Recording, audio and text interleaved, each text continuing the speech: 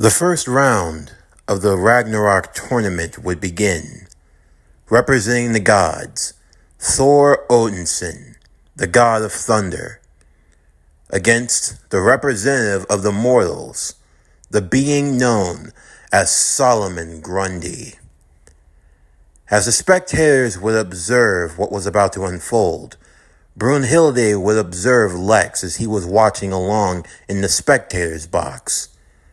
She had taken a gamble bringing him along as her so-called acolyte, but she had had a distinct reason for doing so.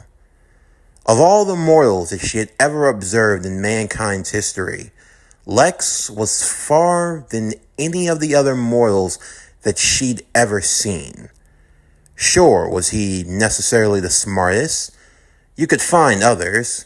There were others who had even lived longer. In fact, there was one mortal who had even existed long before Lex had walked the earth and was still around even after Lex had gone to his grave. But with all that being said, why did she choose him? It was simple. Lex was a revolutionary, a visionary who was always looking to the future, a man who could never settle with just being where he was. For Lex, there was never a level that was good enough. He always had to reach higher, shoot farther, and all of that while just being a man. He never saw it as a limitation. No, Lex had something that the gods would soon come to fear. He was a mortal man who thought of himself as a god and conducted himself as such. Even in the worst of situations, there was nothing that Lex Luthor could not overcome. And he had come across beings who had far more power, far more strength than he could have ever fathomed. And yet time and time again, he survived. Now sure, some people might chalk that up to nothing more but luck. But you don't become so lucky to go toe-to-toe with the likes of powerful Kryptonians, gods from another realm, aliens and other beings of high power and magnitude, oftentimes finding yourself in the presence of beings who dwarfed you by comparison. And yet there was never an ounce of fear within him, not even in this very moment in time, knowing that this very event could shape the universe itself. And yet he stood there calm, without a care in the world, as if he were in complete control over everything. That level of confidence, while it was warranted, it was also unsettling, especially for Brunhilde and Gull, because for him to have such confidence, it could only mean that whatever he had planned, it would go far beyond the Ragnarok. Had she made the right decision bringing him along? To put her trust in him? Well, now only time could tell. As they watched on as Solomon Grundy would lumber towards Thor. He had what appeared to be an iron collar around his neck, with giant chains that moved down to his arms that were also shackled. There were more chains that protruded, with two giant iron balls that he was dragging with him. Of course, for Solomon Grundy, this was nothing. And for Lex, he had wondered why Grundy had been summoned in such a state. Did he get pulled when he was in some particular jam? But there was something else he was observant to. Among the ball and chains and the shackles, there were 7 distinct keyholes. He knew that there had to be more to this, but for now he'd have to let it play out. Thor would observe his opponent. He was aware of this being. He had taken note of him on Earth. And honestly, all he could feel was pity. A lost soul is what you are. A man who has forgotten his name, who has forgotten all of who he once was. You are nothing more but a slave a slave to those who use you for their wicked deeds.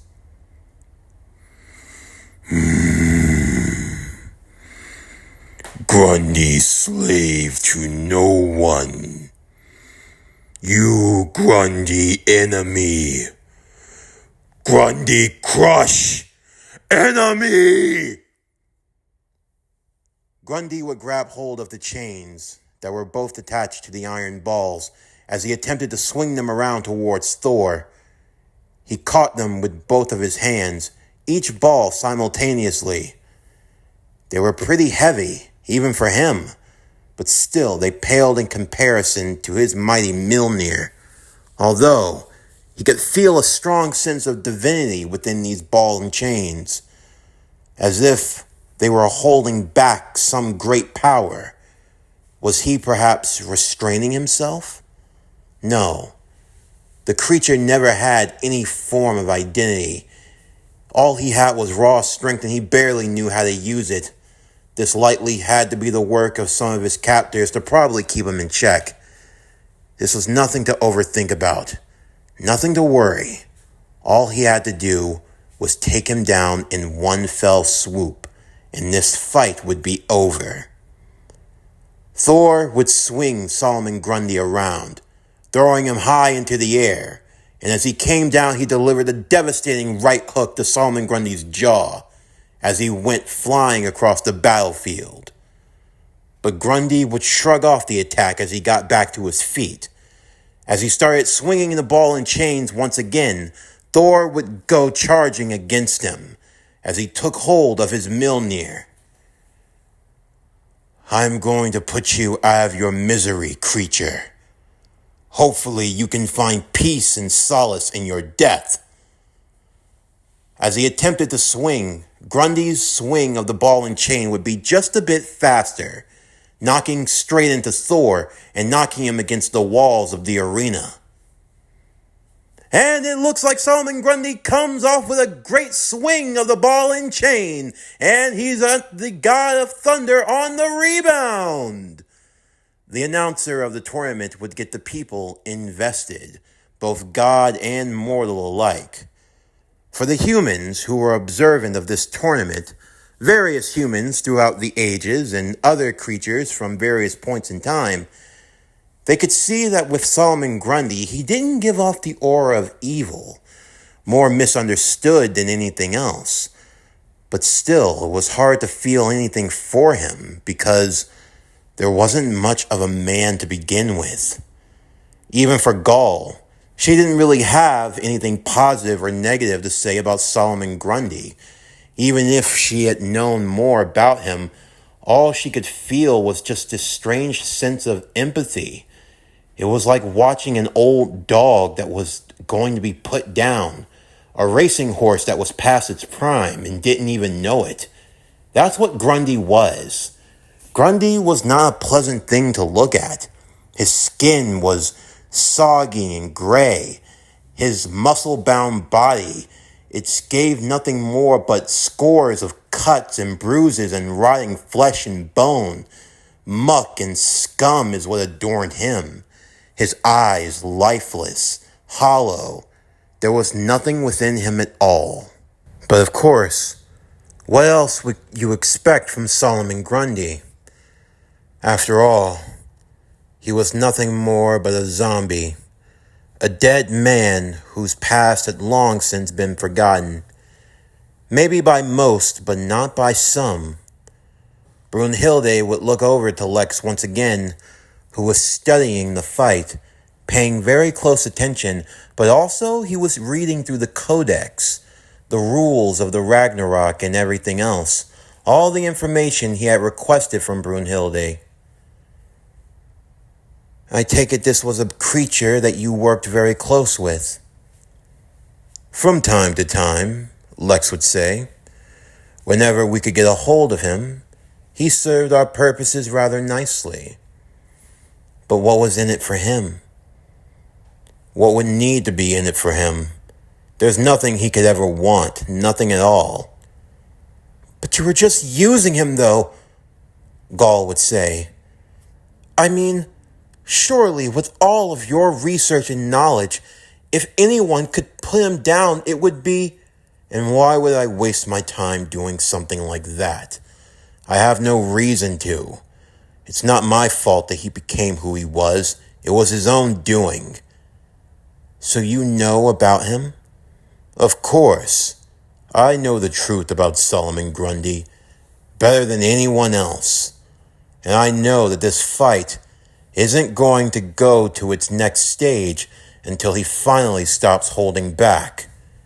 And until that happens, I'm expecting Thor to treat him like a rag doll, to ring him around and beat on him senseless. Honestly, if you can encourage Thor to stop holding back, then it could do us a real advantage. An advantage? Gaul would say. He's already getting creamed out there. Can't you see? Those ball and chains, they're holding him back. You're right. They are holding him back. Because they're the key to everything. I can tell that you've had work in this, Valkyrie. Grundy never fought with ball and chains, and I never kept him shackled. But yet that's what he was summoned with. I can tell that this is your doing. Nothing escapes your eyes, Luthor. I can see why they had so much trouble with you. But you are correct. If there's one thing you must have already been aware of, just summoning you mortals will not be enough. I figured as much. Do you have that little faith in our power? I know that you think that you're a big shot, especially with all of the battles that you fought. But Brunhilde would turn to Luthor with a serious look on her face. Let's make one thing perfectly clear. You are fighting against gods, true gods, not powerful mortals that claim to be gods. No, you are facing against gods, a capital G, a capital O, capital D, capital S. These are beings that have existed long since before you were conceived in your mother's womb, and they have existed long since your bones were buried in the earth and your name forgotten to the sands of time. If you try to face them with a half-cocked attitude, you will pay the price dearly, and unfortunately, all of the universe will pay the price. You are powerful, yes, but it will take more than that. I am staking my life. Everything is on the line. Even the lives of my sisters. What?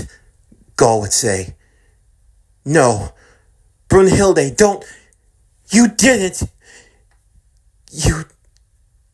What other choice did I have? There was no other way to... No other way? Do you know what happens if he loses? Which one was it?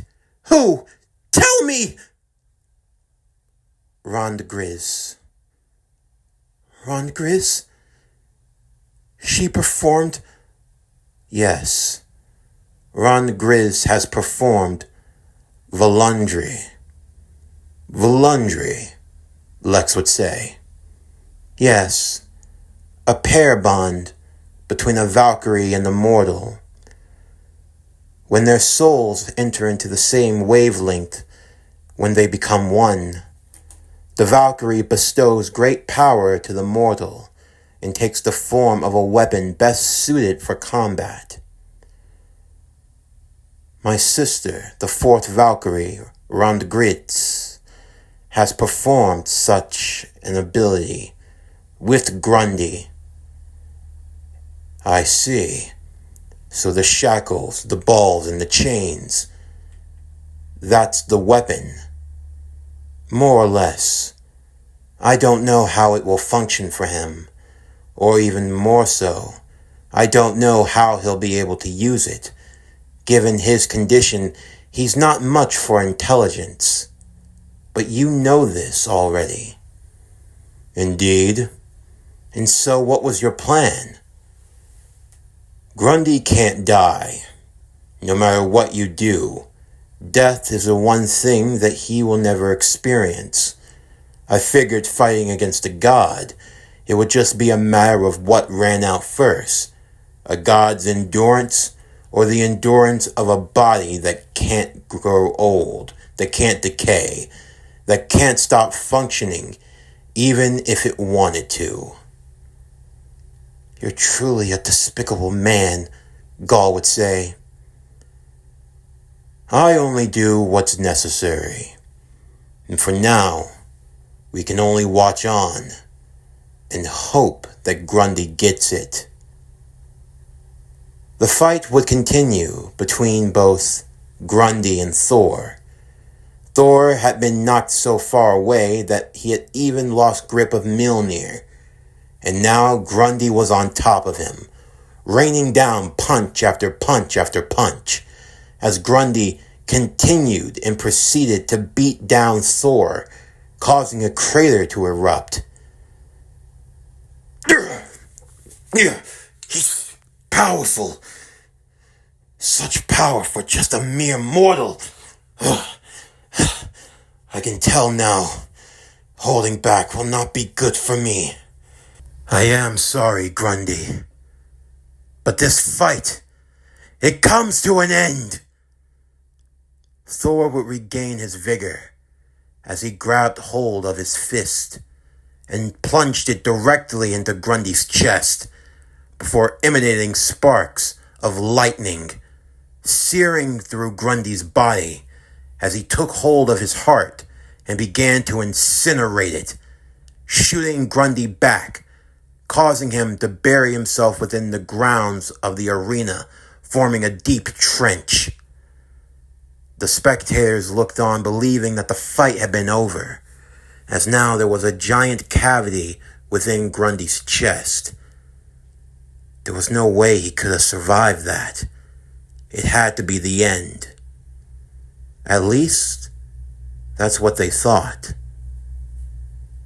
For suddenly, a glowing key would emerge, reaching to the first lock of the shackles that surrounded Grundy's body, and a voice could be heard from the key. The key of Monday. Release. The first shackle would be undone, as Grundy, through the smoke and ash, would slowly arise once again. What's going on? Gaul would say. It seems like his power is starting to awaken. Whatever Rond Grizz has created with him, this is only just the beginning.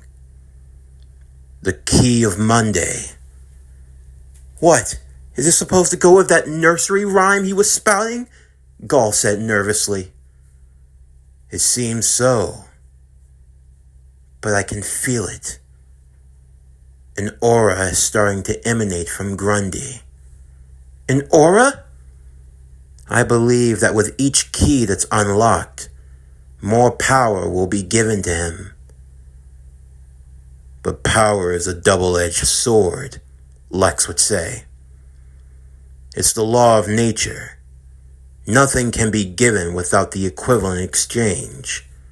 Whatever power Grundy will receive from his unshackling, the side effects will have to be just as massive.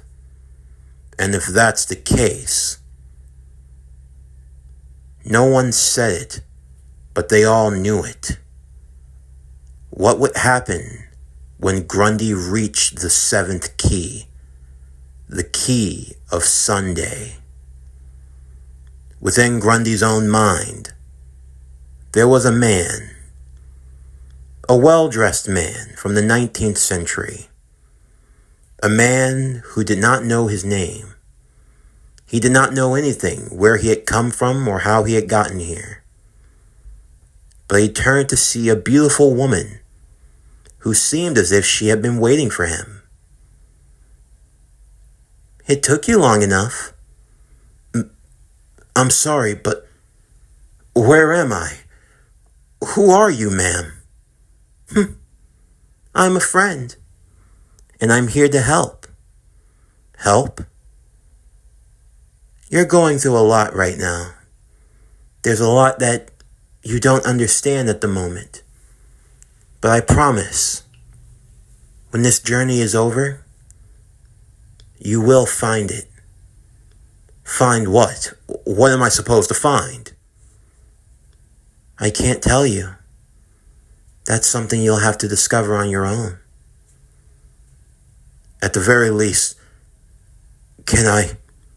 you want to know my name. But what about yours? My name.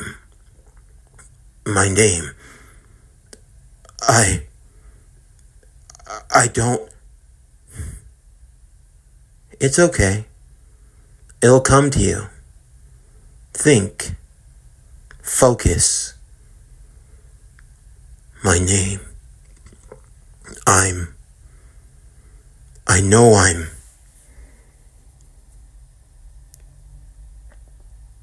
Cyrus. It's Cyrus Gold. Cyrus Gold. That's my name. That's my name. Cyrus Gold. But that's all I know. It's okay. It's okay. It's just the first step. As a reward, I'll tell you mine. Ronde Grizz. Ronde Grizz? That's my name. It's a pleasure to meet you, Cyrus. Will you come walk with me?